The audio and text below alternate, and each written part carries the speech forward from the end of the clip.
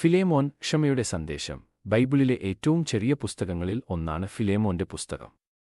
അപ്പോസ്തലനായ പൗലോസ് ഫിലേമോൻ എന്ന വ്യക്തിക്ക് എഴുതിയ ഒരു കത്താണ് ഇത്. ഫിലേമോൻ ഒരു ക്രിസ്ത്യാനിയും അടിമകളുടെ ഉടമസ്ഥനായിരുന്ന ധനികനുമായിരുന്നു. അദ്ദേഹത്തിന്റെ അടിമകളിൽ ഒരാളായ ഒനേസിമസ് ഒളിച്ചോടിപ്പോയി. റോമിൽ ആയിരിക്കുമ്പോൾ ഒനേസിമസ് പൗലോസിനെ കണ്ടുമുട്ടി ഒരു ക്രിസ്ത്യാനിയായി. തുടർന്ന് പൗലോസ് ഫിലേമോന് എഴുതി ഒനേസിമസിനെ തിരികെ സ്വാഗതം ചെയ്യണമെന്ന് ആവശ്യപ്പെട്ടു. ഒരു അടിമയായിട്ടല്ല, മറിച്ച് ക്രിസ്തുവിലുള്ള ഒരു സഹോദരനായി ഒനേസിമസിനെ മോചിപ്പിക്കാൻ പൗലോസ് ഫിലേമോനോട് കൽപ്പിച്ചില്ല.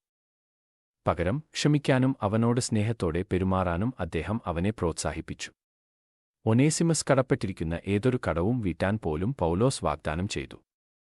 ഇത് രണ്ടുപേരോടുമുള്ള പൗലോസിന്റെ ആഴമായ കരുതൽ കാണിച്ചു. ക്ഷമയും അനുരഞ്ജനത്തെയും കുറിച്ചുള്ള പ്രധാന പാഠങ്ങൾ ഈ കത്ത് പഠിപ്പിക്കുന്നു. ദൈവത്തിന്റെ ദൃഷ്ടിയിൽ എല്ലാ ആളുകളും തുല്യരാണെന്ന് ഇത് ക്രിസ്ത്യാനികളെ ഓർമ്മിപ്പിക്കുന്നു. യേശുവിലുള്ള വിശ്വാസത്തിന് ജീവിതങ്ങളെ എങ്ങനെ മാറ്റാൻ കഴിയുമെന്നും ഇത് കാണിക്കുന്നു. ചെറുതാണെങ്കിലും ഫിലേമോന്റെ പുസ്തകത്തിന് ശക്തമായ ഒരു സന്ദേശമുണ്ട്. സ്നേഹം, ദയ, കരുണ എന്നിവ കാണിക്കാൻ അത് വിശ്വാസികളെ പഠിപ്പിക്കുന്നു. ഭിന്നതയുടെ വേലിക്കെട്ടുകൾ തകർക്കാൻ ഇത് ആളുകളെ പ്രോത്സാഹിപ്പിക്കുന്നു. ഇന്നും ഫിലേമോന്റെ സന്ദേശം പ്രധാനമാണ്. മറ്റുള്ളവരുടെ പശ്ചാത്തലം പരിഗണിക്കാതെ അവരോട് കൃപയോടും ബഹുമാനത്തോടും കൂടി പെരുമാറാൻ ഇത് നമ്മെ ഓർമ്മിപ്പിക്കുന്നു. ക്ഷമയും സ്നേഹവും ശക്തമാണ്. അവ ആളുകളെ ഒരുമിച്ച് കൊണ്ടുവരുന്നു.